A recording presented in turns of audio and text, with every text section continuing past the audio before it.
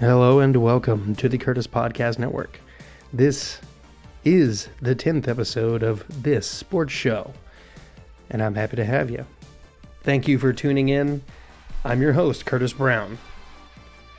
Going to be covering Week 13 in the SEC and Week 12 in the NFL.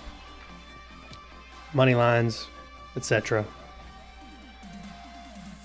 Quick shout out to Arcade Dreamer.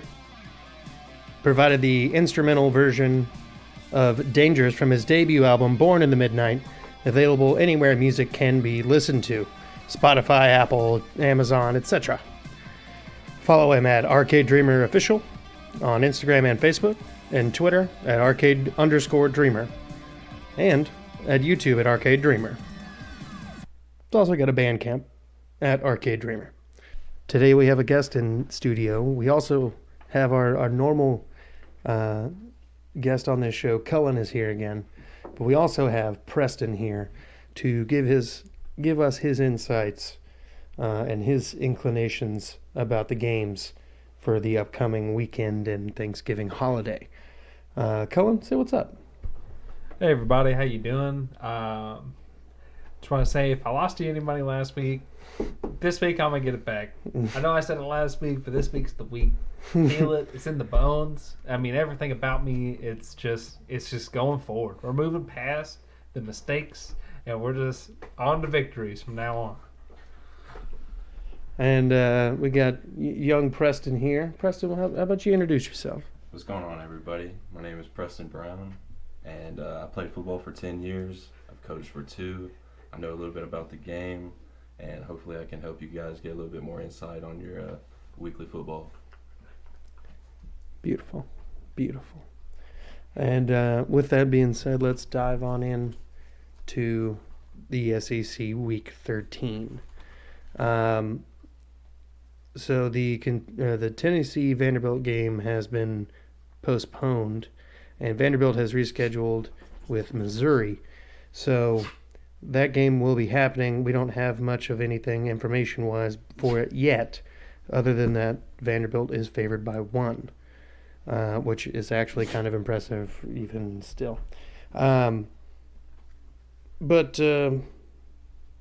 let's see. Colin, you got a game that's just screaming at you? You want to talk about it? Honestly, the only game that I really want to see this week, other than Alabama and Auburn play, that's the game I'm going to save for last here, would be... Honestly,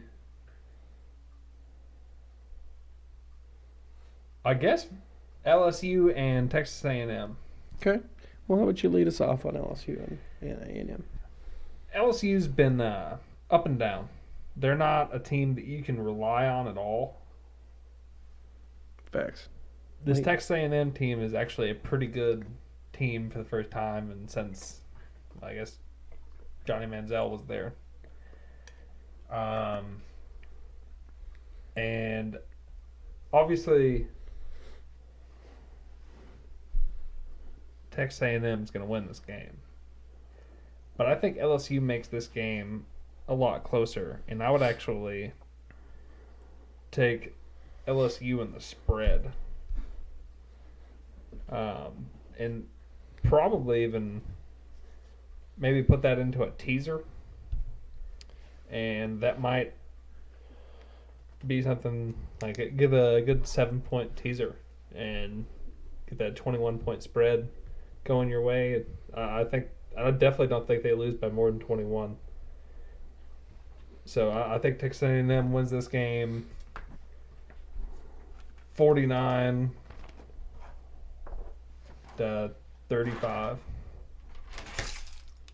Sorry, y'all had to move my keys. Yeah, I like A&M winning this game. A&M at this point is ranked number 5, and they do have a 14-point favorite at this moment against LSU. The over-under is 64. Okay, so I like the over here. I don't think 64 is outside of the realm of possibilities of these two teams playing on the same field together. LSU, to me, doesn't stand a chance to win the game, but they do stand a chance to at least make it look competitive. I think they do beat the spread, LSU, make it like a 10-point game rather than 14. So I think 35,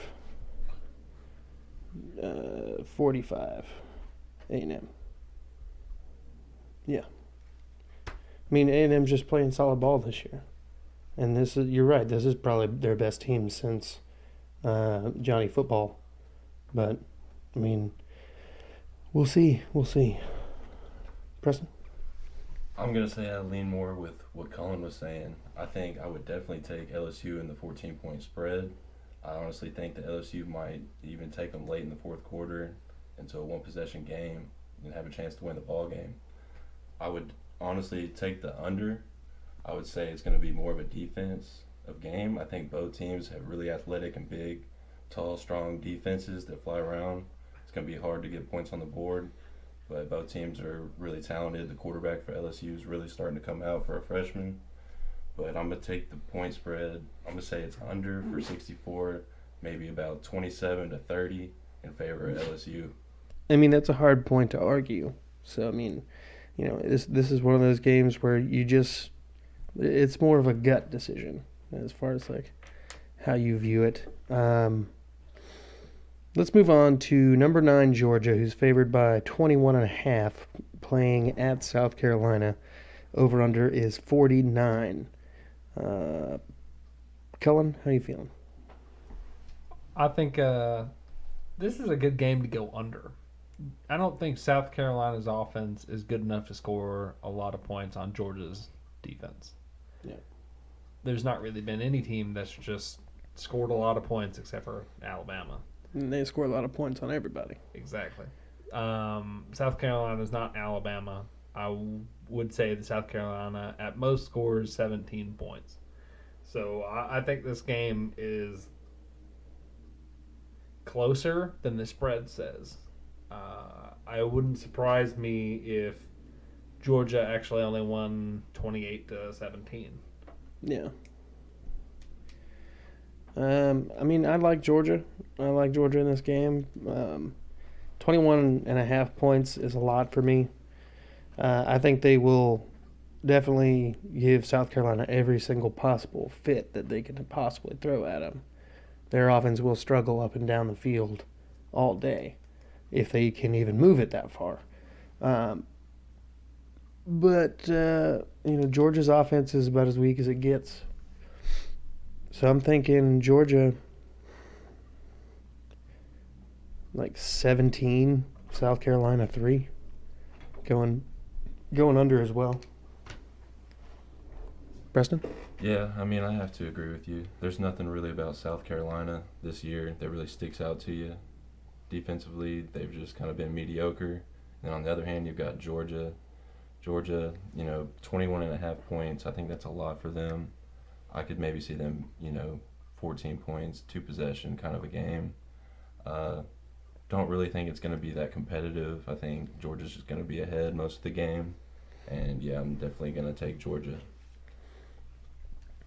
And moving on to Mississippi State at Ole Miss, Ole Miss is favored by 9.5 points.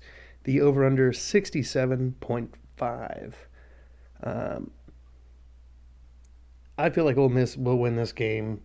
I like Mississippi State because they're able to play competitively with people at times, and at times they look lost. But Ole Miss has a very high-powered offense this season. They're able to put up a bunch of points on whoever they play. I think they might end up going over on this one. I think that Ole Miss puts up 42 on the Dogs, not the Bulldogs, but the other dogs, Mississippi State Bulldogs, who put up 20.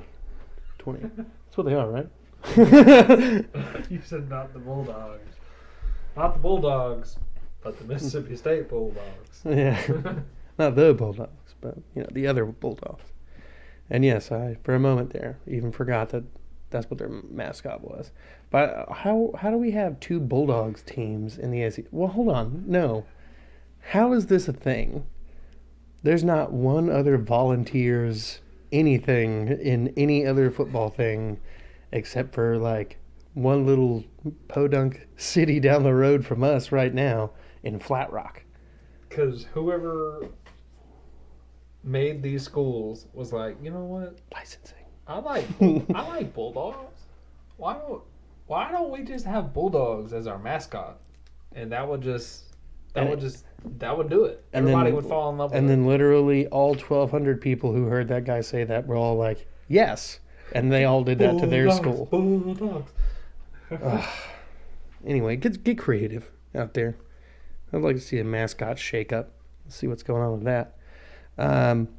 Moving on next to Kentucky at number 6 Florida, who is favored by 23.5. Wait a minute. I need to back it on up to Mississippi State and Ole Miss. I'm jumping the gun here. Here's the gun. I jumped it. Preston. Yeah, no. Mississippi State Bulldogs, which we can jump back to them again. But no, I don't think they have much of a chance against Ole Miss. I think the offense for them is just too high powered. 67.5 is a little high for me. I'm gonna say it gets to about 60, upper 50s. But I definitely think Ole Miss runs away with it. I'm gonna give them more than 9.5 points on Mississippi State. Yeah. So this is my lock of the week. Lock of the week. Lock of the week. Lock of the week. What is it? All right. What's the lock of the week? Going over in this game, I believe Ole Miss scores 56 points by themselves. Not only that, but Mississippi State scores 42. Wow. So Mississippi State finds some offense out of nowhere. Oh, they have an offense. They have a passing attack. They just have no running game. And Ole Miss has no pass defense. Sounds about right. Now we can move on to Kentucky at number 6 Florida.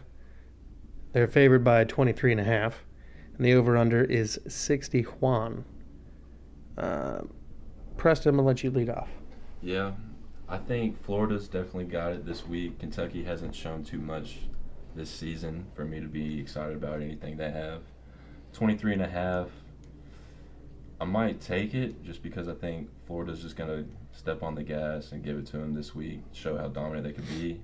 And I'm going to take the over of 61. I think Florida puts up 40-plus points by themselves this week. Yeah. Yeah, I mean, I think Florida is a scoring machine. Trask is just lighting defenses up. He doesn't even care. He's like, oh, did you think you were good? Guess what? No. And then he's like, I'm going to throw 6 on him. Kentucky is not an up and down team anymore. They were up for a minute and then just went down and still down, down more, down, down, down, down more, down, down, down, down, still down. And now they are firmly there. The only people who are lower than them on the totem pole is Vanderbilt, to me. And I guess Tennessee is equally as bad. With that being said, I like Florida to go well over 23 points in their defeat of Kentucky. I'm thinking Florida by themselves puts up 45, and Kentucky puts up 10, but that'll go under. Yeah, this is a Kentucky team that just got, absolutely manhandled. There wasn't anything you can look back at the Alabama game and be like, you know what? That was good. We did things right. That we was executed. Nice. We just, all the X's and O's were definitely checked. No, none of that. I don't believe that Kentucky gets the ship right, but I do believe they at least score a touchdown. With that being said, I would like to see, or not like to see because I hate Florida, but I am willing to bet that Florida scores 45 and Kentucky scores 10. Okay. All right. Did you? Okay. Yeah. So moving on now to let's talk about the Vanderbilt and Missouri game. No, we don't have the over/under. Yes, we do have a favorite. Do you like the favorite? Do you like Vanderbilt versus Missouri? I do not like Vanderbilt. I don't know how they got projected to win, honestly. Do you think it'll change? I mean, it's early, so I mean, this is all very subject to change, and everyone listening to this should know this that it is subject to change. We're doing it early, that way we can be among the first to start talking about it. But yeah, no, I mean, I like Vanderbilt in this game because I think that they can score a fair amount of points. Kentucky beat Vanderbilt, but they beat them by 3, if I'm not mistaken. It was 38-35. So they can put up points. I mean, what was how many points they put up against Florida last week? I don't know. It was more than 3, more than 10. It was like 17, something like that. I feel like it wasn't a lot, but it was like, all right, that's Vanderbilt numbers. Missouri is not good. They had a little bit of an identity. They've kind of lost it in the midst of playing way above their pedigree. So I think that this game will be a shootout, and I think it will come down to the wire. But I like Vanderbilt to edge out Missouri in this one. Let's go. I'm gonna think this is gonna be really high scoring. Vanderbilt puts up 42 to Missouri's 38. Yeah, I'm going crazy today. Colin? How crazy are you thinking? Not very? Yeah, there's going to be quite a bit of points in this, but I do believe Missouri wins this game. I do believe it'll be a really close one, though. It wouldn't surprise me if it was like a 38-35 game. Missouri. Preston? Yeah, I don't know where or what y'all have been watching out of Vanderbilt, but I'm definitely going to say that the game will be low scoring. I don't see why Vanderbilt has any shot at winning, honestly.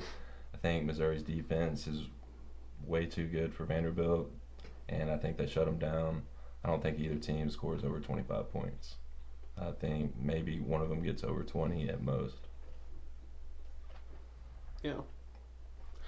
I mean, it's totally viable. Like, all of these, that's the thing with bad teams. They're either going to be super low scoring or way more points than you thought of. So that's why I'm going that high with it to me. But that leaves us with the Iron Bowl. Number 22 Auburn at number 1 Alabama, who is favored by 24.5 points. Over under 62.5. Preston, how you feeling? I think that's a big over, though, for the Iron Bowl, you know. I think that's usually going to be more of an intense game, high stakes. I've got Alabama, obviously, going to win the game. I like the over. I think both teams are definitely going to score points, but I think it might be, you know, a close game, less than 24.5 points as the spread for me, no doubt. Colin?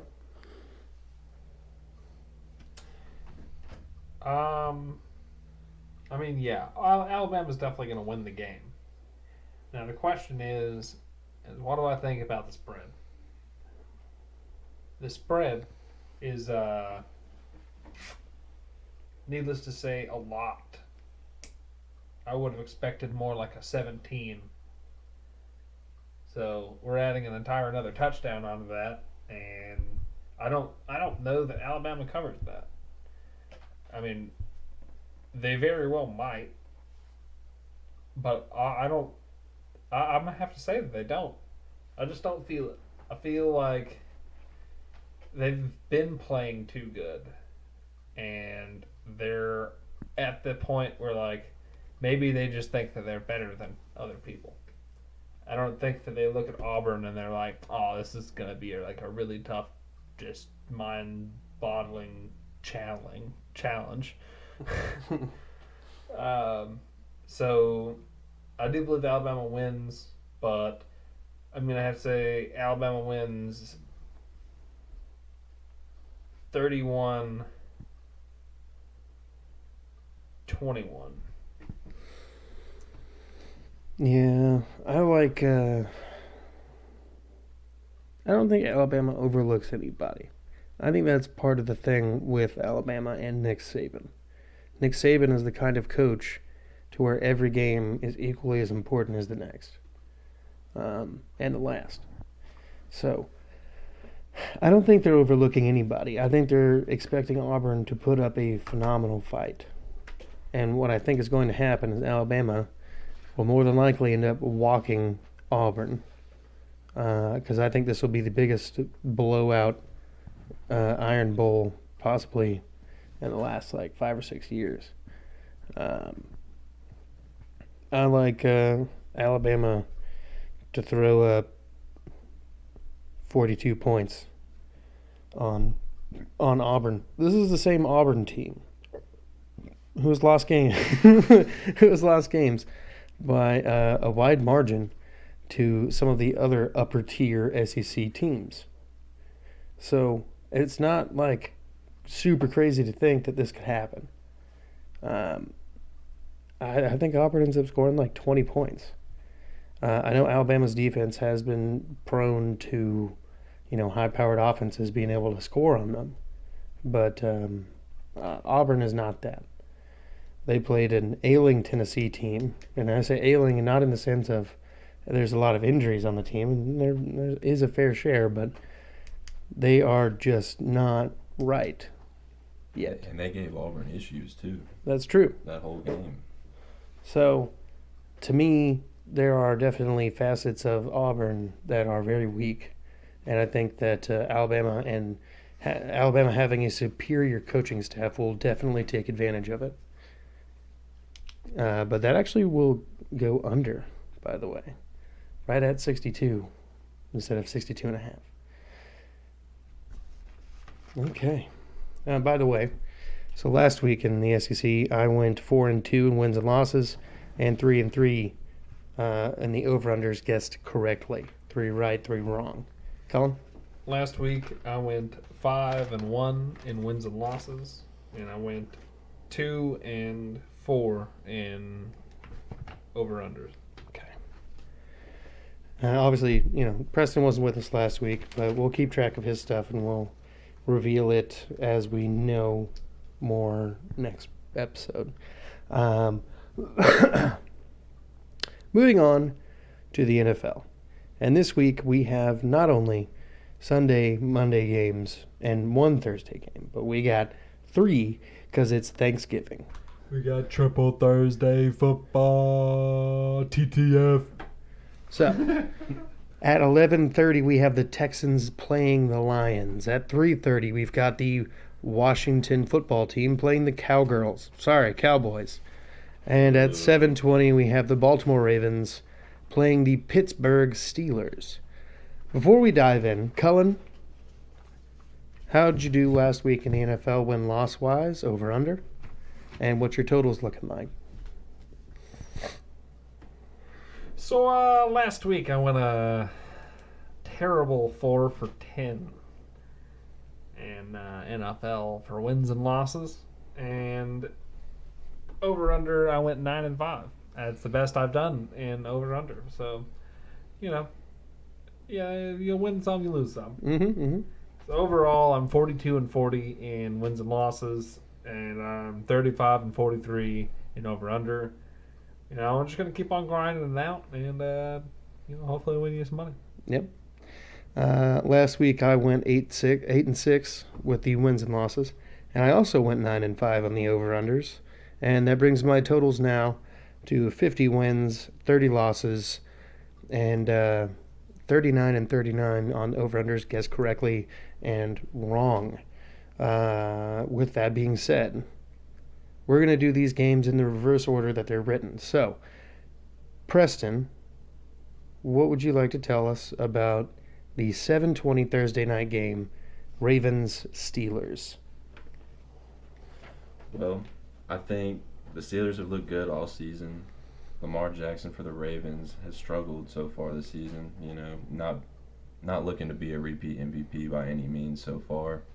I think the Steelers improve undefeated.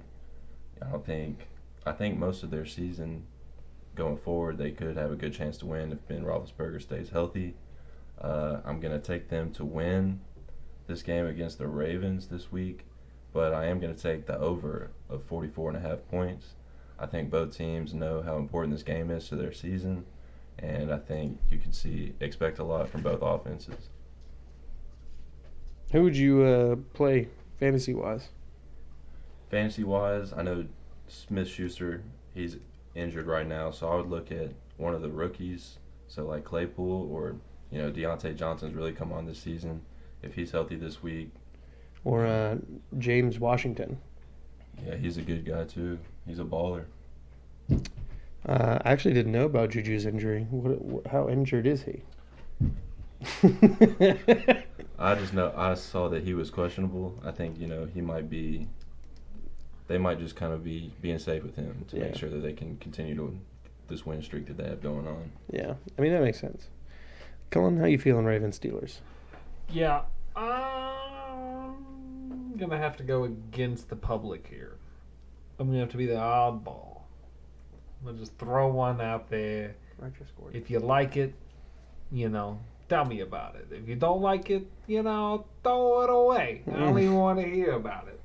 So I'm going to have to go Ravens win this game. I'm going to have to play Lamar Jackson because I think he's going to have a big night. He hasn't played well against the Steelers all of his career. So I tell you, this is the time. This is the game. He's going to turn it around.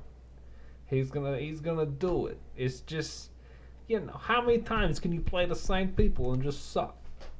So I'm telling you, the Ravens win this game, 28-27. It's a real close one.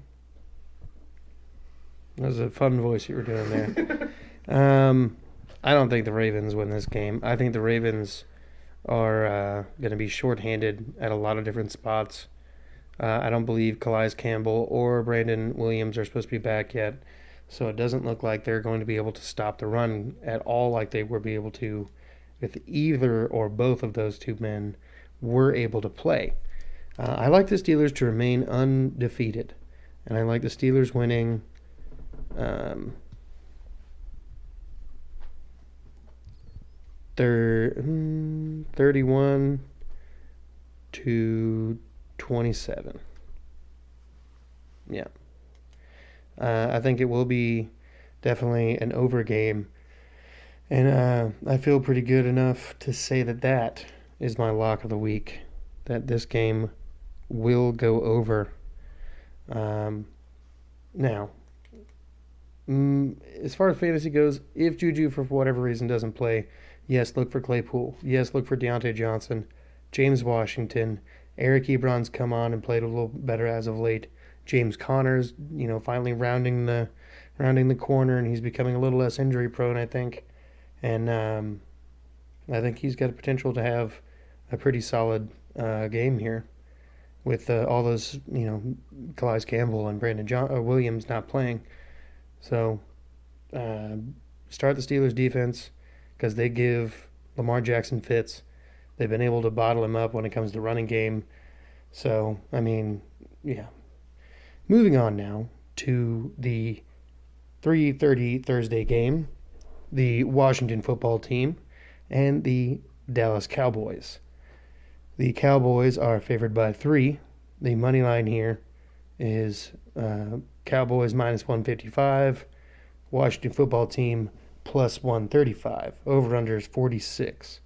By the way, the money lines and spreads for the Steelers-Ravens, Steelers minus 5.5, and the money line Steelers minus 240, Ravens plus 200. Cullen, Washington, and Dallas. First thing, I'm starting Terry McLaurin. I still don't trust anybody on the Cowboys offense. So honestly, I would say Terry McLaurin and Antonio Gibson. Mm-hmm. Yeah, those are the only 2 people I'm starting if I'm playing fantasy this week. Pretty much any time Washington's playing, that's the only 2 people I'm playing. So Yeah, that's it. And I'm going to have to go. Washington wins this game 24-21. Okay. Preston, how you feeling? For the Cowboys, I think, the loss of Dak Prescott is just too much for them to overcome. It's a rough season. I think they're starting to realize, they don't have much on defense that's going to really help them. So maybe they start even tanking this year for a better pick. I like Washington in this game regardless of that. I think Antonio Gibson's going to be a big factor. I like them by about 10 points. I'm going to say 20-10 in favor of Washington. I'm going to have to disagree with you a little bit on that. I do think that Washington wins, but I don't think it's going to be 20-10. I don't think that Washington's defense is as sound as it should be with the players that they have. Andy Dalton did just come off a pretty good game. It wasn't amazing, but it was pretty good, and his first win as a Cowboy. And, they did put up a fair amount of points against the Vikings defense that's, somewhat middle of the road. But with that being said, I like Washington to win 23-21. And I'm definitely starting Gibson. I'm definitely starting McLaurin. And beyond that, I really don't. Like Cullen said, I can't even trust anybody else. But moving on to. You want to talk about them? Okay. Moving on to the Texans and the Lions. The money line here. The Texans are favored by 3, and the actual money line is the Texans minus 155, Lions plus 135, over under 51.5. Preston, lead the way. Well, I think this depends on if Galladay is healthy and if he returns for the game, honestly. I think if he plays, he gives the Texans way too many problems, and I don't see how they're going to pull out. But if he isn't, I think the Texans might win if he doesn't play, though. It's really up to him playing for me, and I think it could be a close game. I like the spread at 3, but yeah, I'm going to take the spread for the Texans this week. The over at 51.5 is a little tough for me. I could see this game being, both teams in the mid-20s, a close game. And that's what I think about the Texans this week. Yeah. I definitely can't say that it won't be a close game. Every game the Texans played this year has been a close game. And you were actually just trying to figure out on fantasy what the latest update with Galladay is. And I happened to read it while you were going on. So it says that he did not practice today and is trending in the wrong direction and is looking more likely that he will miss. But Amendola and Marvin Jones Jr. are looking to be active. But if not, it'll be... If Galladay misses another week, look for those two to be pretty productive if either of them are active. But for me, as far as this prediction goes, I think the Texans are going to win this game regardless of what receivers are on the field. I think the only thing that changes is how many points the Texans are going to have to score. Neither of these teams have a phenomenal defense by any means. The Texans get sacked like every other play almost, and the Lions can't sack anybody. So we'll see how that one goes. But last week the Texans didn't allow a single sack to the Patriots. However, they did get 2 against the Patriots, and the Lions allowed 5 last week. So I like the Texans pass rush to give Matt Stafford and his ailing thumb some fits. So I'm thinking the Texans put up the exact same score they put up last week, 27-20. Houston. Go. Yeah, I got to say that Houston's going to win this game. Lions are playing real bad football. with Galladay being out, Swift being out, they just, I mean, those are like their two best offensive weapons at this moment. Yeah. So, yeah, I definitely have to go Texans. I'm going to have to go Texans 24-10. Okay. And then that will... Okay, so other than the fantasy players in this game, who are you staying away from in this game? Like, if somebody gets the opportunity to play that doesn't normally play due to injuries, like Duke Johnson, are you starting Duke Johnson this week? I'm not starting Duke Johnson. I don't know if he's going to be able to get it done. I think if he has any sort of productivity, it would be in the passing game. So with that being said, I would start Brandon Cooks. I think he has a good opportunity against, the Lions, who have had not a great defensive season by any means. Yeah. And I think he could be a sleeper this week.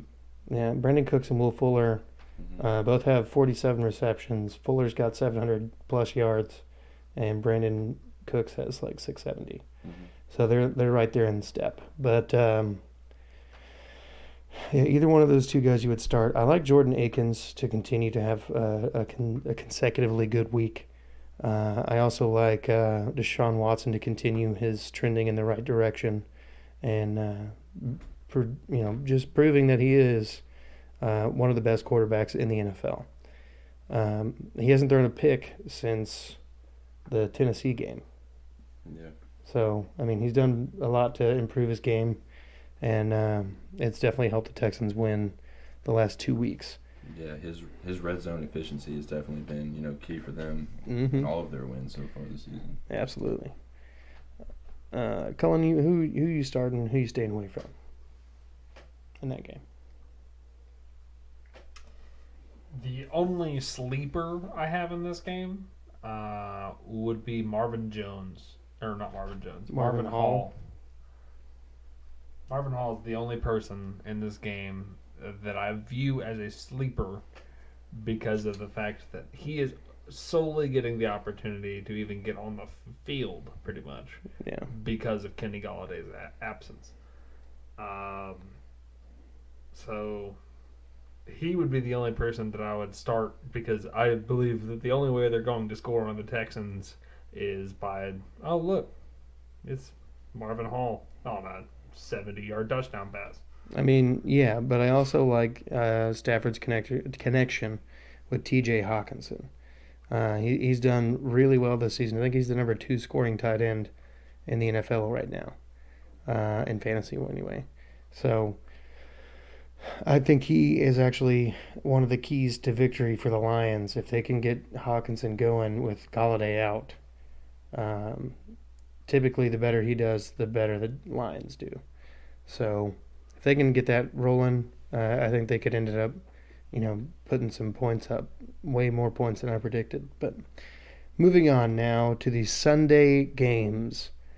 The first game we've got up is the Las Vegas Raiders playing the Atlanta Falcons, who the Raiders are favored by 3, and the money line here, Raiders minus 160, Falcons plus 140. And the over-under here, 35.5. Is that right? 35.5? That seems astronomically low. It's probably 45. I don't know. It's got to be.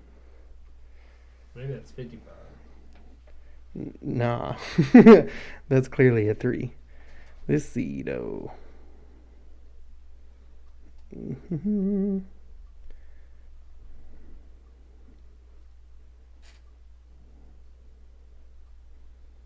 55.5. I mean, she just wrote a 3, but yeah.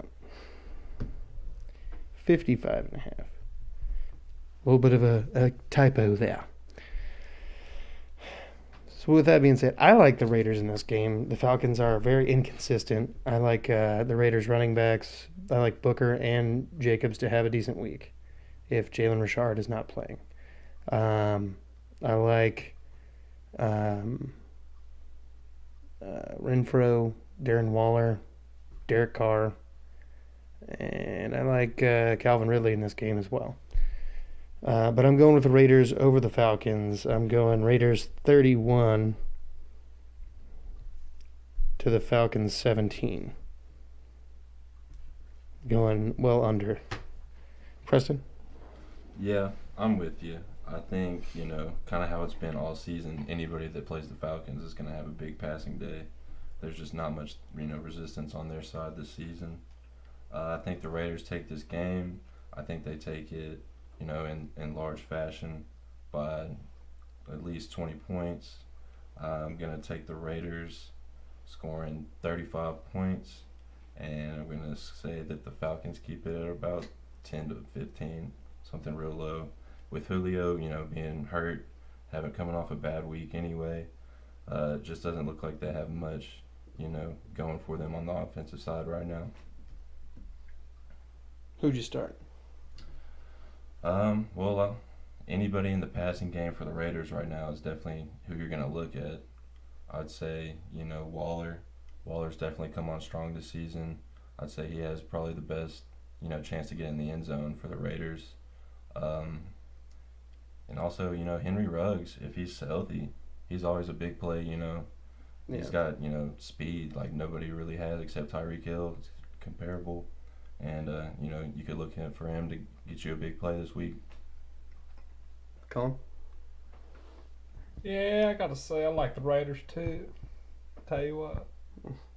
But I also gotta say, I'll tell you what. I like Calvin Ridley. Mm-hmm. I like him a lot. I would definitely play him. But also, if you're a Calvin Ridley hater, you might want to play Julio Jones. Because Julio didn't do anything last week. He didn't do a single thing. And honestly, when you're a big time elite wide receiver like that, they got to be walking back to that quarterback after the game. Maybe not even right after the game. Maybe the next day and be like, man, throw me the ball. Just right on over there. Just let me try. Targeting me 4 times the entire game. That's 1 1/4. My name, Julio Jones? Throw me the ball. But anyway, I would probably start Julio also. If you're not starting Calvin Ridley, if you don't have the ability to start Calvin Ridley and you have Julio,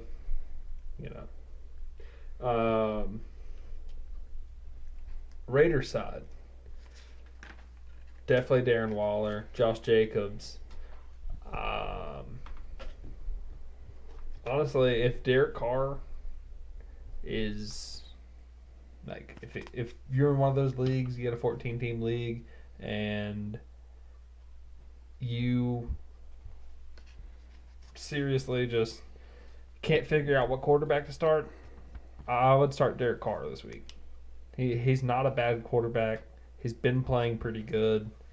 And this Falcons defense is just, they're not elite by any means. They've had a couple of good games, but I believe this Raiders offense is going to run this defense out of the park. So we're going to go Raiders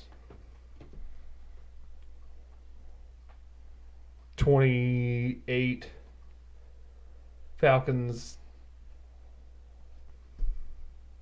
17. Okay.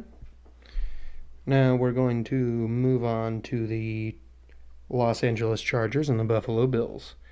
The Buffalo Bills are a favored 5.5.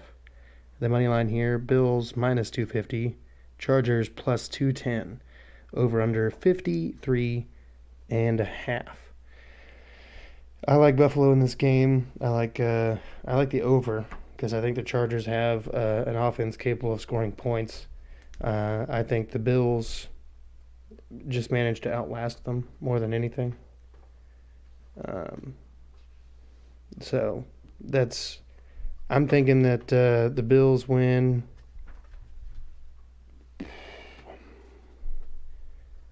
34-28, and they cover the spread. and also go over. If I'm looking for starts this week in this game, Chargers Bills. I like Herbert, even though that the Bills defense is somewhat vaunted. I also like the amount of touches that Balaj gets. He's used heavily in the pass game, and he can run the ball as well. And then I like Keenan Allen, Mike Williams. I also like, for the Bills, Josh Allen to have a pretty good game this week. I also like, what's his name? Stephon Diggs, that's his name. I like Stephon Diggs to have a phenomenal game if he's available. Is he hurt? Cullen, you're looking at me like he might be hurt. I feel like Stephon Diggs is hurt. Well, if he's available, I expect him to ball out. If not, then things might change for the Bills. But with that being said, Preston. Yeah, I like the Bills this week. I definitely think that they're going to get the job done. With that being said, going off the Herbert that was brought up, I think he could have a huge game. Absolutely. I think there's really nothing stopping him. You know, the Bills' defense has been, on the upside the past few years, especially in the defensive backfield. I don't really think that's going to hold them back too much because they have turned to more of an air raid offense in the NFL. Kalen Balaj coming up, he really does help. I've picked him up in fantasy leagues. I've played him already. I like what he brings, to this Chargers offense, and it could, in turn open up Herbert for some more points. But I do think the Bills are just a little too much. I think they're a more well-rounded team. Josh Allen playing good this year. They haven't done much with the run game, but, they traded for Stephon Diggs. They're trying to prove his worth, and I think it's going well for them so far. For the over, I'm going to take 53 is a little high for me, so I'm going to go a little under that, and I'm going to say that this game is 20-28 in favor of the Bills. Well, I mean, the only reason I went over is because last week the Chargers-Jets game went over. The Dolphins play them, and they put up, 28 points, and the Jets didn't even score. Mm-hmm. The Bills are a much better team than, the Jets, and they're obviously, not going to be the underdog in this game, but I don't know. I just feel like the Chargers have such a suspect defense, and the offense for the Chargers is so much better than we anticipated with Herbert under center that I think there's going to be some fireworks for sure. Diggs is not carrying an injury designation. Also, I like Cole Beasley to have a pretty solid game as well. Moving on now. Colin, have you gone for the Buffalo? Yeah, Buffalo's going to win this game. But I would, if Herbert's somebody you have on one of your rosters, maybe he's more like your only guy, then play him. You don't necessarily have to look for somebody in free agency. He should do all right. Bills have been very suspect here of late defensively. So it wouldn't surprise me if the Chargers score 20-plus points. The Bills are definitely going to score 20-plus points. And the Bills are... I would start John Brown, start Stephon Diggs, start Josh Allen, Keenan Allen, and Herbert. Yeah. And Bills win this game 31-21. And that pushes. Push it.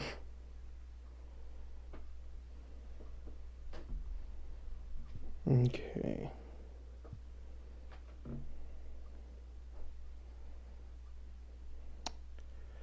All right, now moving on now to the New York Football Giants playing the Cincinnati Bengals. Cullen, how you feeling about that matchup? Well, Bengals lost Joe Burrow, so they lost already. The Giants are going to win this game. It wouldn't surprise me if they don't really score a whole lot of points, though. Like, if it's like a 17-10 game, that would make a lot of sense. So I'm going to go Giants 17-10. I wouldn't really bother starting anybody on either side.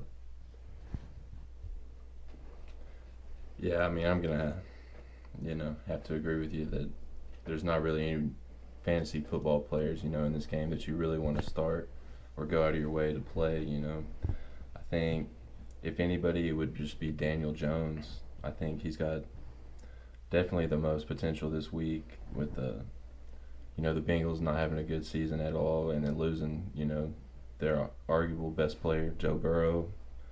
I say the Giants take this game, and I hate picking the Giants in football because, it's the Giants. It's the Giants, but I'm going to go ahead and use this as my lock of the week and pick the Giants over the Bengals. Yeah.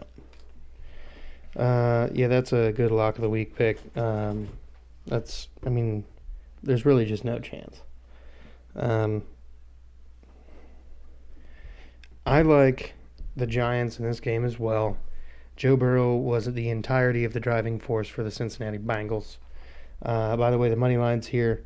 The Giants are favored by 5.5. Money line minus 250 for the Giants, plus 210 for the Bengals. Over under 42.5.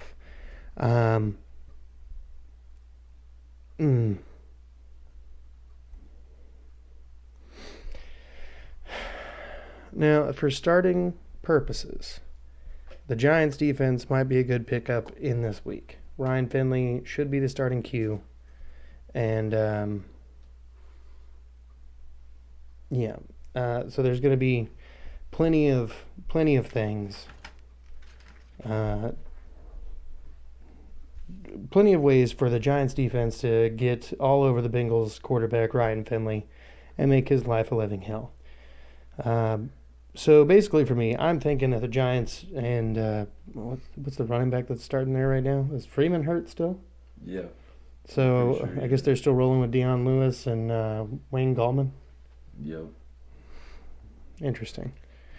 So I think that Daniel Jones, who has definitely shown for no other reason just to piss off every other white guy on the planet that he's fast as hell. Yeah. So I like Danny Dimes in this game, and I like what's this? The wide receiver. Slayton. Darius Slayton. I like him to have a phenomenal game in this. And Evan Ingram, if he's available, he should have a solid game. But otherwise, I feel like most of the attention will be on the Giants' defense. So I like the Giants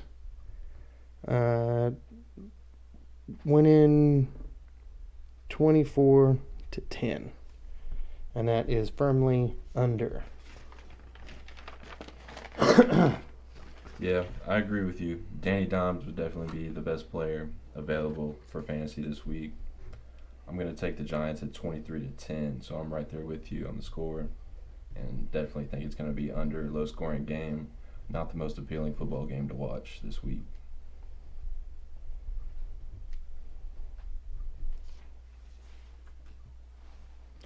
I can't disagree with you at all with that. I think this Titans-Colts game is going to be very exciting. Very, very exciting. I think it's got game of the year potential. Potentially, yeah, absolutely. It just depends on which on which version of both teams show up. They've both played poorly, and then they have both played absolutely stunning football at different times of the season. Coming in this game, both teams are 7-3, and both teams are, trying to put things back together. The Titans have lost 3 out of the last 5 games, and the Colts have won, I believe, 4 out of the last 5. So I'm thinking that the Colts sweep the Titans. My only reason is the Titans are so injury-marred now that they're not even going to be as competitive as they were in the first game, at least on defense. And in that game, and by the way, for like the last 3 weeks, the Titans' defense has steadily been improving on third down defense. They went from 32 to 30. So, Small improvement, but it's an improvement nonetheless. They were originally on pace to have the worst third down defense in NFL history had it continued. But the Colts didn't even seem to care the first time they played. If it was third or fourth down, they were going for it regardless. I like the Colts in this game. I like Phillip Rivers to keep on doing what he does. The Titans, that last drive against Baltimore, finally started playing with their corners up, and it actually led to a blitz that got Lamar Jackson sacked. So if they play with the corners up, I think they actually jam up the Colts receivers long enough for the Titans defensive line to do something, or to at least make Phillip Rivers panic a little bit.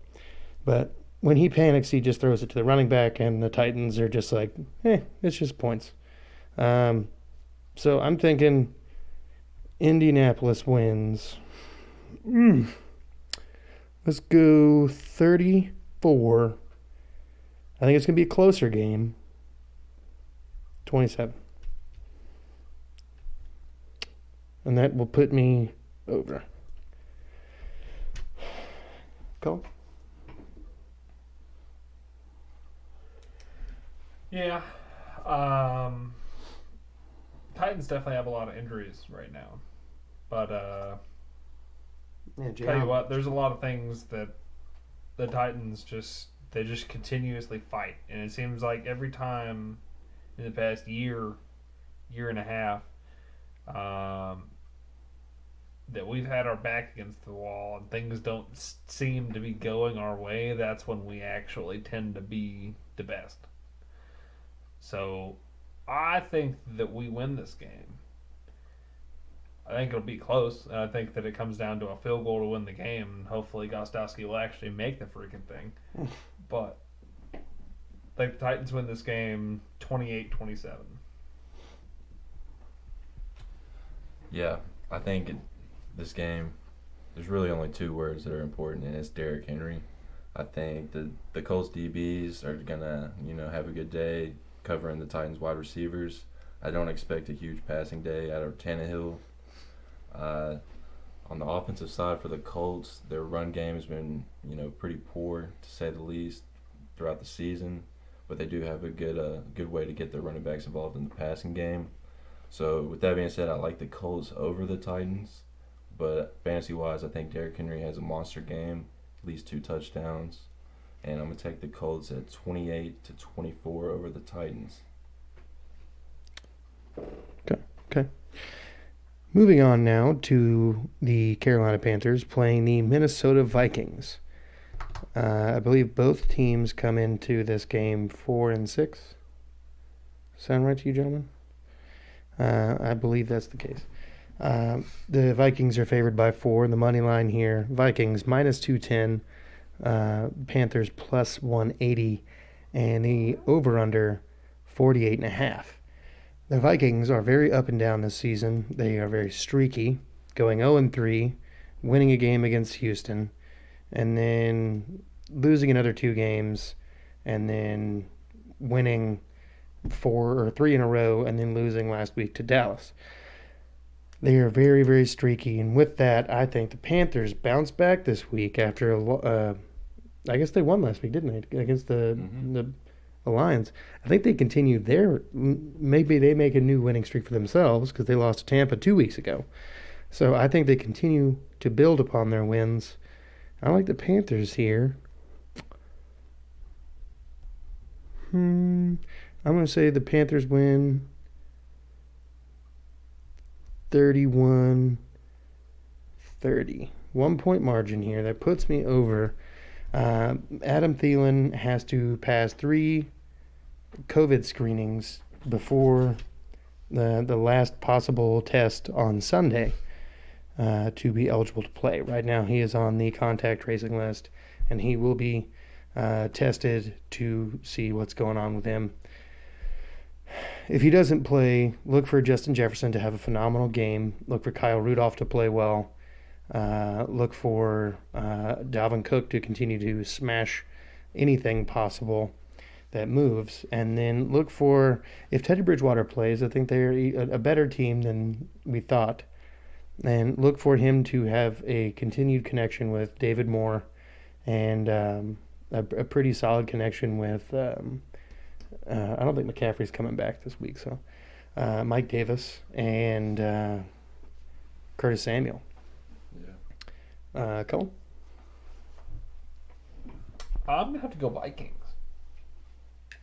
They played real bad last week, but they, in general, are just have more offensive weapons than the Panthers do. No doubt about it. No doubt. Now, they don't always use them right. No. But I believe that they do this time against a very, very, very weak. I mean, both defenses in this game are really weak. Very weak Panthers defense. And I just think that there's more weapons on the Vikings side. So I'm going to go Vikings 31. Panthers 28. Very close game.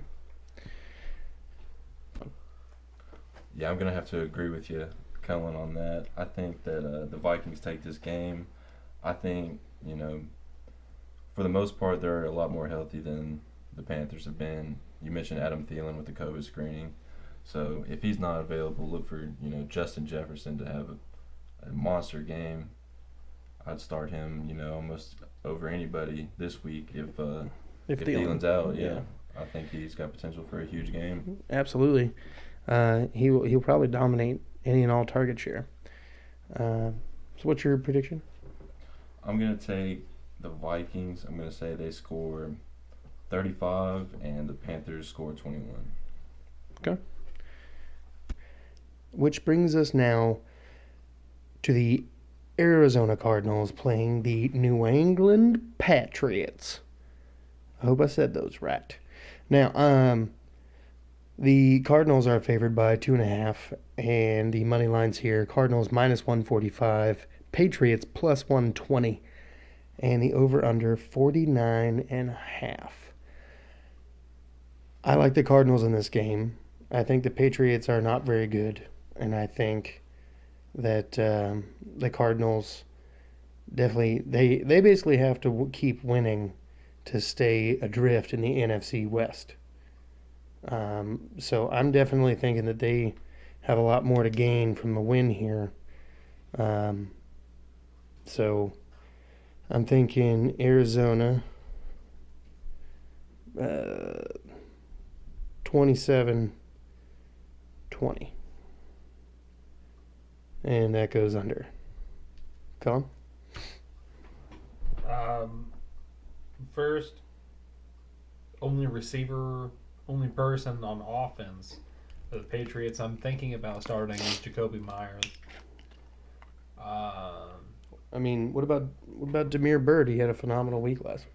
That's 1 week. True. He sucks every other week. Demir Bird is their leading receiver in yards this year. He still sucks every week. He doesn't. That's not saying anything. He has like 300 yards. Yeah, 460. Yeah. So not great by any. Yeah. And he has the most receptions, but most of his receptions are like 8 yards. Not good. Very much below average.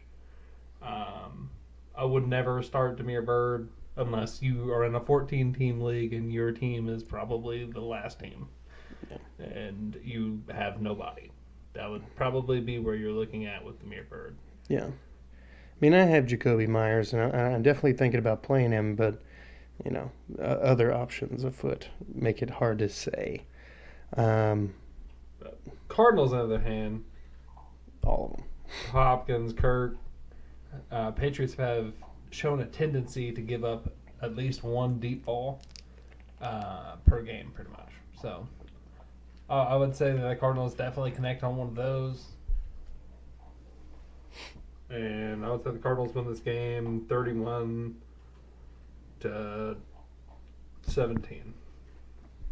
Okay. Preston? Yeah.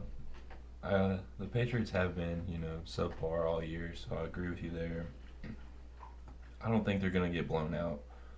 I think the Patriots definitely have a good shot at winning this game, keeping it close. Bill Belichick's never, to be, counted out in any sort of way. So I think the Cardinals win it in a tight one. I like them in a last-second field goal in the fourth quarter. And I think they're definitely going to be under. I'd say the Cardinals put up about 20 and the Patriots put up 23. Or no, the Cardinals put up 23, over the Patriots. Okay. And then really for fantasy, like if you're starting anybody on the Patriots, Jacoby Myers, possibly Michelle if he is active, or what's the other kid's name from Georgia that they drafted? That running back has been playing the last couple weeks, or no, Alabama, I think. Yeah, Damian Harris. Alabama. Yeah. How could I forget? Yeah, I like them, and then beyond Jacoby Myers and Damian Harris, and possibly Michelle if he's active. I don't really trust anybody. Cam is very up and down. So, without any further ado, let's move on to the next 12 o'clock game, the Miami Dolphins playing the New York Jets. Now, I actually think the Jets are going to win this game, but the spread here, the Dolphins -7, and the money line, Dolphins -300, Jets +250, over/under 44.5. Now, the last time that the Jets played the Dolphins, I believe Joe Flacco started, correct? Sam Darnold did not play, and Joe Flacco played terribly, and they couldn't get anything done. They actually did not even score a point. I believe the Dolphins won 20-0 or 28-0, something like that. So I think they're out for revenge, and I think that if there is one game that sticks out to me on the Jets schedule as a definite, like, oh, they have a chance to win this game, it's actually it's this game. The Dolphins have not been able to put up a lot of points on offense. They've relied heavily on their defense and special teams play to win them games, as well as putting up mediocre offensive numbers to complement them. So I think that last week was more showing of how the Broncos, who are a far and away inferior team to the Dolphins, can beat them by simply, playing fundamental football and not turning the ball over, making their defense almost irrelevant, and then taking away what they're good at on offense, short intermediate routes. Tagovailoa had a rough game, and they ended up pulling him and starting Fitzpatrick for a little bit, who came in and drove him down the field a couple times. I think he got him points once, and when it mattered the most, with the game on the line, he threw a pick. So I'm thinking that the Jets win this game in a close one, 24-23. I think the Dolphins have an extra point that they miss that comes back to bite them. And that will actually put me over.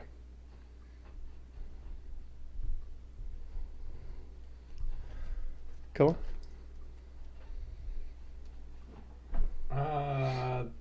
Jets don't win this game. Dolphins are way too good of a football team. And then that's saying something, because Dolphins have not really been a good football team in quite some time. It's weird to be like, the Dolphins aren't actually a bad team. So I'm going to have to go Dolphins here. I still don't really trust anybody on their offense. It's more of like a whole team. They just play well. They just are scrappy. They're trying to get wins best way they know how, and it's grinding them out. So I go Dolphins 28, Jets 20. Preston? Yeah, I'm going to have to agree with Cullen. I don't really see the Jets winning this football game. They haven't won one all year, obviously, so I've got the Dolphins winning fantasy-wise. I think it's possible for Devontae Parker to have a big game because I do think the Dolphins are going to significantly outscore the Jets. Maybe Gesicki, the tight end, if he's able to go. And I'm going to say that the Dolphins win 28-7 against the Jets. And so that puts me at the under. I mean, my whole prediction with the Jets here is more of they've been playing better as of late. They've lost the last 2 games, but they were at least closer games. They were getting fucking skunked. So I think they're improving, like they're finally gelling around the people who want to be there versus all the people that they've purged recently to get to where the current roster. But moving on to the Cleveland Browns and the Jacksonville Jaguars. I believe it's in Jacksonville. Myles Garrett's out for the second week, and Denzel Ward is also going to be out. Greedy Williams has not played at all this season, so they're looking at cornerbacks 3 and 4 being thrust into starting roles for the Browns.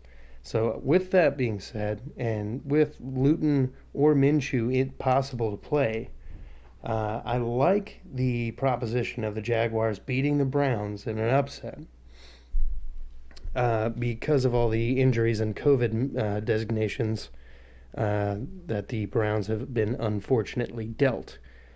So I'm thinking that the Jags actually pull off a dub here with a pretty solid game out of, either QB that plays and DJ Chark, whatever. And they don't really have to play defense because the Browns, outside of their running game, Baker Mayfield hasn't thrown for over 200 yards in like 4 out of the last 5 weeks. So I'm not expecting this to be a crazy game. With that being said, I think 4 out of the last 5 games have been home games for the Browns, and for whatever reason this season, all of the weather in Cleveland has been absolutely ridiculous. So being in Jacksonville might change things. We'll see. But the Browns are favored by 7 here. Money line, Browns minus 300, Jags plus 250, over-under is 49. I'm going Jacksonville, and I'm going Jacksonville 28.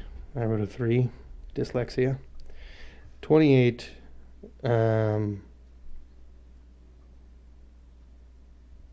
13 over the Browns. And that's under. Cole? Yeah. I don't look for the Browns to blow out the Jacksonville Jaguars, but I do believe they're going to beat them. Browns are a better team, and I think that they're still going to be fighting to prove that. So I'm going to have to take the Browns. Jarvis Landry, Nick Chubb, probably Kareem Hunt. I'd start all 3 of them. Yeah. I'm going to go Browns.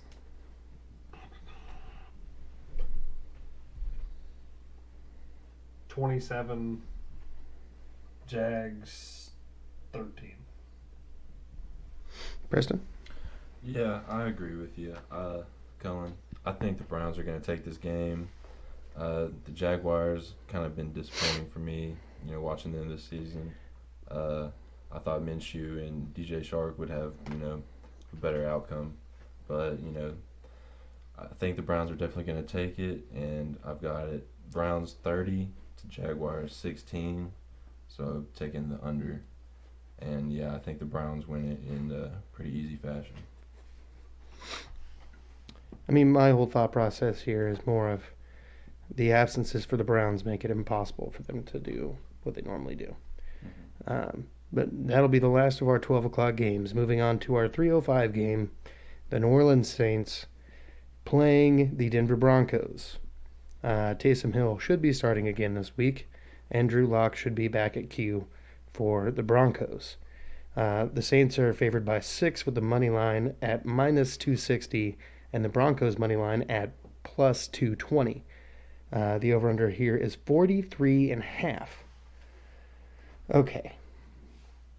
Cullen, lead us off. First thing I got to say is the Saints are going to win this game. Broncos do not stand a chance. Saints will run away with this game just like they did with the Falcons. It'll be another 24 to some weird score because the Broncos can't score. It wouldn't surprise me if they kicked 4 field goals. So I'm honestly going to go Saints score 24 again, and the Broncos kick 4 field goals and get 12. Interesting. Praystone? Wow. I might have to disagree with you on that. I think the Denver Broncos have a good shot. I haven't seen too much from the Saints this year. They've definitely, they're 8-2. They're doing what they're supposed to do this season. But the injury to Drew Brees definitely changes the entire offense, in my opinion.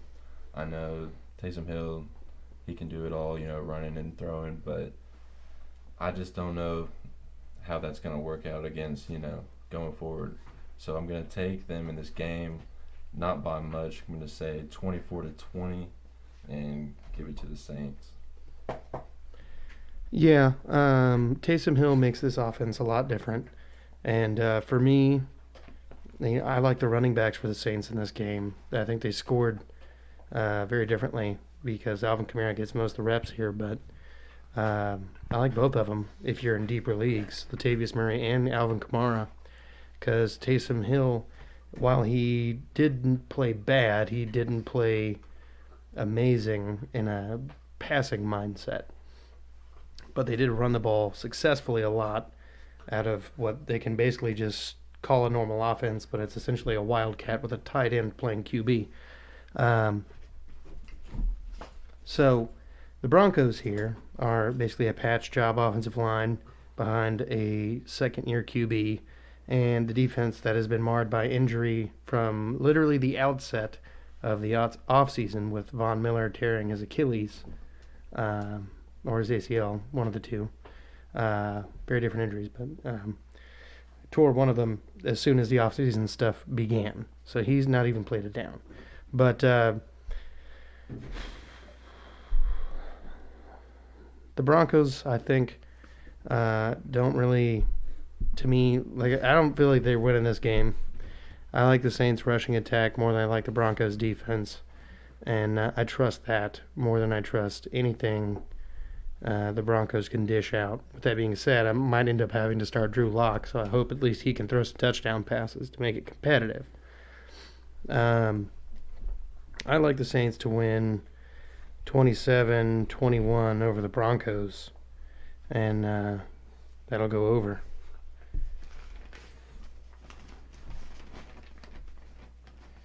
All right. Do we not have any more 3 o'clock games? That's it. I guess all the Thursday games took most of that. So Sunday, we also have the 49ers Rams. Yeah, I mean, that's 3. That's 3. This is Sunday night. I didn't say Sunday night, but so another 3 o'clock game is the 49ers Rams. Cullen, how you feel? Go ahead and hit him with the line and everything too. So the line, the spread and all that. I mean, the Rams are negative 340 and favored by 7. The over-under is at 45.5. And I got to say, I like the spread here. The Rams are playing pretty well. The 49ers are not.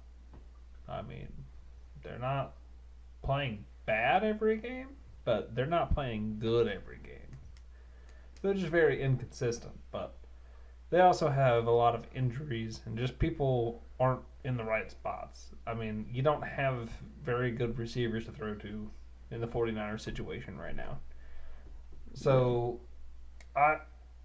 with the Rams defense, I don't think that the 49ers get their offense going super well this game, and I see the Rams winning this game 27-17. Okay. Preston. Yeah, I'm agree with you that the Rams win this game. I think they're a better football team. I think they're more put together. They've had, they haven't had to deal with injuries like the 49ers have this season, which has been tough. I think the 49ers are still trying to put, what they have left together and trying to make sure or trying to figure out how to, make that work. But it's not really going so well. So I'm going to pick the Rams. I say they win by 14. I think they win 24-10. 49ers don't do too much against them. Yeah, I'm going to have to concur with all three, or the other two of you. All three of you, because if I'm counting the voice in my own head. I like the Rams to win 28-10 over the 49ers, going under. Look, I mean, when you look at the roster for the Rams, the defense has been underwhelming this season when they've been needed to be, dominant for longer stretches. But they're finding their groove now, and I think that the 49ers, who are still rolling with, Nick Mullins, and he's not even playing so hot, so I think they're gonna eat his lunch all night. So I'm thinking 28-10. If you got the Rams defense, I'm looking at starting them. If you've got Higbee, if you've got Cooper Kupp, if you got Robert Woods.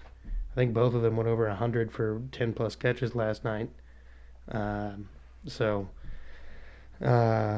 Goff looked pretty damn good, and I don't trust any of their running backs except for Cam Akers.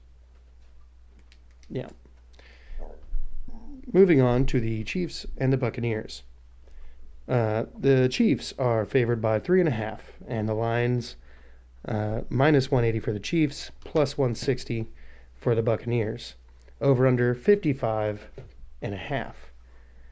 Okay, first, it's not a primetime game, but I definitely think that this is going to be a game that we have all circled on our calendars to watch the best of the old generation versus the best of the new. To me, Patrick Mahomes is still the best quarterback in the NFL right now. There are other people in the conversation for sure, but I'm saying that at this moment, right now, Pat Mahomes stands just a little bit taller than everybody else. So I'm thinking that the Chiefs, who are trying to keep in tow with the Steelers, just in case the Steelers slip up once, they have to keep winning to search for that number one seed in that bye week. The Buccaneers basically have to hope for the Saints' demise, as they have lost both of the games against the Saints, and the Saints look like they're going to run away with this division. So I'm thinking that this could be quite well an over game, and I'm thinking that the Chiefs have another close one on their hands, 38-34 KC. I like Travis Kelce if he plays. I like Edwards-Helaire. I like Pat Mahomes, obviously. Tyreek Hill. And as just a random like toss-away kind of guy, I kind of think McCole Hardman's going to have a good week this week. And then I also like, for the Buccaneers, I think Mike Evans is going to have a good game. Godwin, Antonio Brown. Godwin's going to put up his own numbers. Antonio Brown seems to be more playing in the slot. And, I can't even say that now because I feel like last night Mike Evans played in the slot a lot. So that's where Mike caught most of his passes. It depends on who takes the number one corner. But this secondary is very young and SEC heralded. So we'll see how it goes. But I'm thinking Kansas City ends up 38-34, beating the Bucs. Go. Yeah, there's definitely going to be some points here. That's why you got the over-under set at 55.5. I mean, you go into this game expecting points. You want points. Everybody wants points. You want points. I want points. I mean, let's just get points up on the board. Show Points me on the points. board. I All want points. You got the points. So here's what I want this week. I want Pat Mahomes to get 35 fantasy points for me, okay? Checklist. Got it? Good. All right? Clyde Edwards-Helaire. What are you doing? I want 100 yards rushing. Go ahead. Catch 4 balls for me. Get 50 yards. 50 yards receiving. This is what I want from you. Maybe get a touchdown for Pat Mahomes. Go ahead. Just catch one. Run 25 yards. Just jump into the end zone. It's no big deal. This is what I want from you. Checklist. Do it. Okay. So here's where we're going. Here we're going. Everybody, Tyreek Hill, this is what I want from you. 100 yards. 100 yards on one catch. Okay? I want you to go the entire length of the field. And then, I just want you to spike the ball. And then look at me, specifically me, and be like... Lost the accent, dude. I love you. So what's the prediction now? Well, mostly Chiefs. You gonna say the Chiefs? What's the score?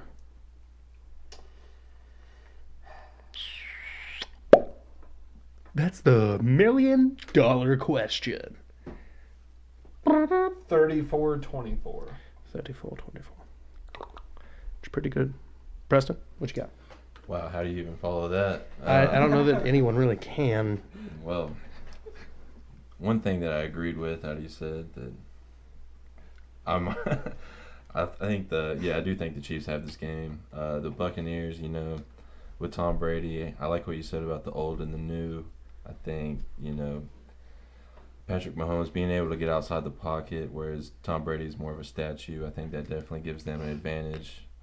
Tyreek Hill being, blazing speed, definitely is going to be a matchup problem. And I think the Chiefs take it 37-30, so definitely going to be, heavy touchdown game. I lean on passing more than rushing for both teams in this game. And, I think the Chiefs are going to take it 37-30. We all have them going over, huh? Oh yeah, I think it's a big game for both teams. They're gonna show up. Yeah. And that will bring us to our Sunday night matchup, the oldest rivalry in NFL history, the Chicago Bears versus the Cheeseheads from Wisconsin, the Green Bay Packers. We don't have a lot of information for this. We searched far and wide, but the numbers are not out yet. However, we will give our prediction for the victory and our score prediction, and then we will, as the lines come out, we will post to the social media accounts basically what we're going with. But for me, I don't like the Bears. I don't like them. I don't trust them. I don't think Nick Foles is going to do anything to help them except for be a middle-of-the-road quarterback. And they need a lot more than that. The injuries they've had on offense, the lack of growth out of the running back position from David Montgomery, and the Packers needing to come back and prove that they are not as bad as a 24-20 victory over the Jaguars indicated. Which, by the way, that's how close that game was. I think last week you actually predicted that the Jags, Cullen, you predicted that the Jags would give the Pack a loss. And you were close. I didn't think it was going to be that close. So, I think this game is unnecessarily close only because it seems like when the Packers play substantial defenses, they're not able to do everything that they want to do and then some by letting Aaron Rodgers do his thing. I like Aaron Jones in this game, and I like Devontae Adams. But beyond that, I feel like everybody else gets so few and far between touches that it's almost irrelevant on their offensive lineups. And for the Bears, you're looking at I like Mooney in this game. I also like Allen Robinson to have a solid one, even though he'll be probably head-to-head with Jair Alexander all game.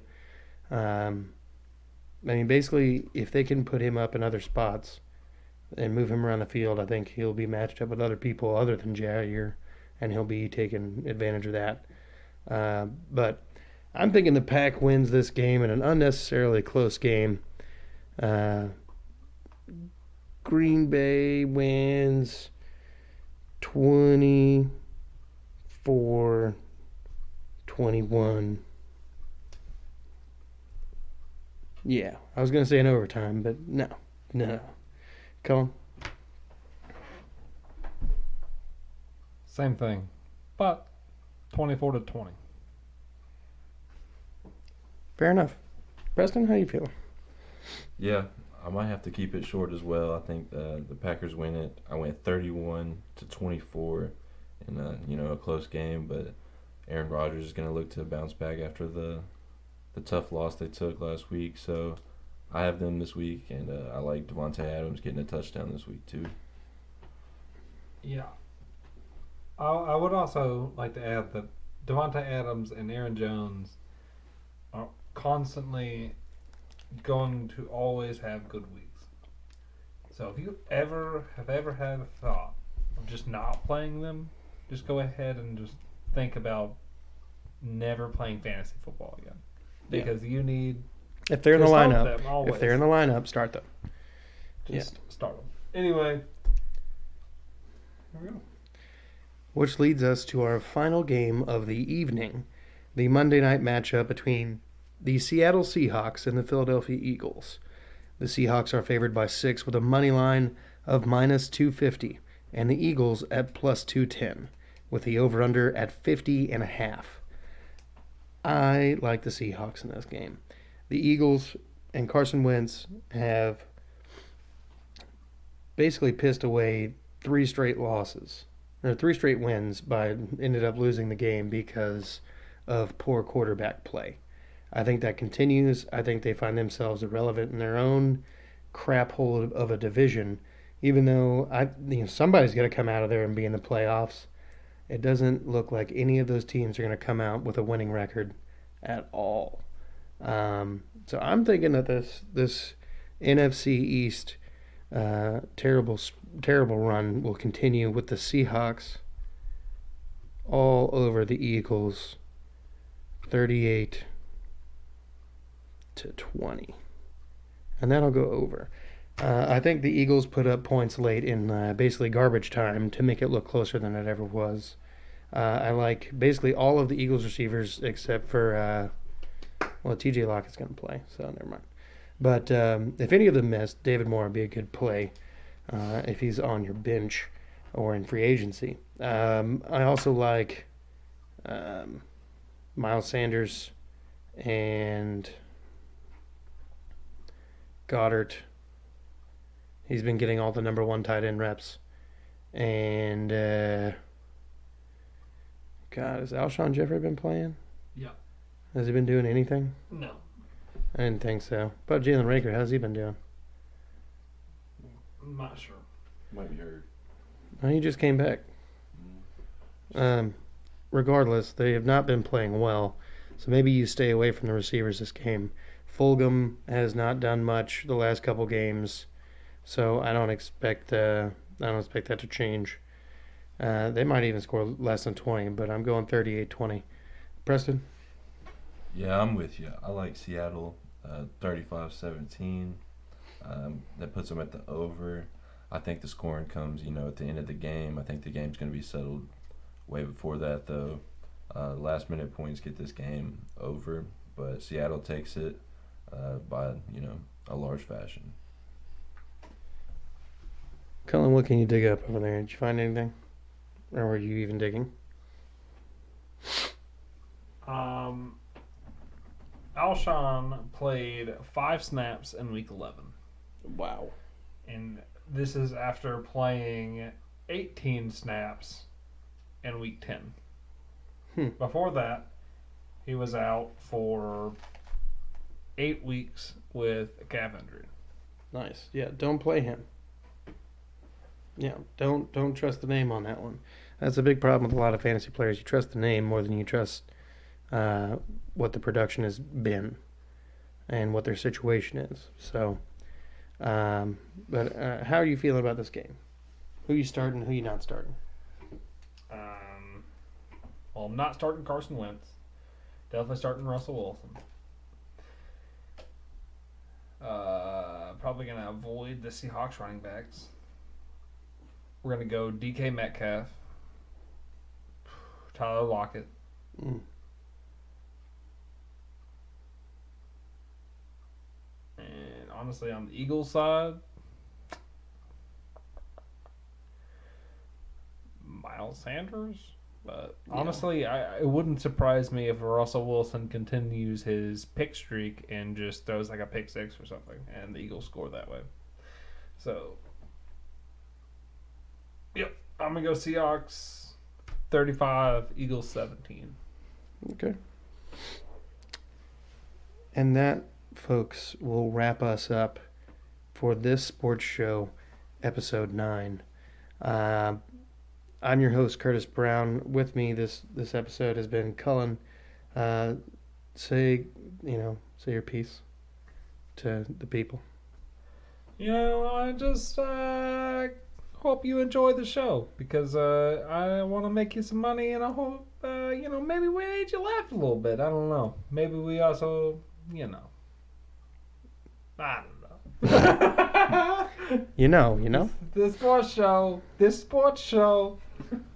Preston, how was your first experience on the sports show? I had a good time. I think we got some good perspective from multiple, different views, and I think one thing would take into consideration would be the over and under spreads. I think going forward, I think there's going to be a lot of touchdowns this week. I think it's getting towards the rough part of the season. Yeah. And I think there's going to be a lot of touchdowns this week. A lot of touchdowns. Raining touchdowns for you. We like Oprah with touchdowns. Look under your seat, you got a touchdown. Yeah, we're giving out touchdowns this week. Oh, man. But again, that'll do it. And I just want to say thanks for listening.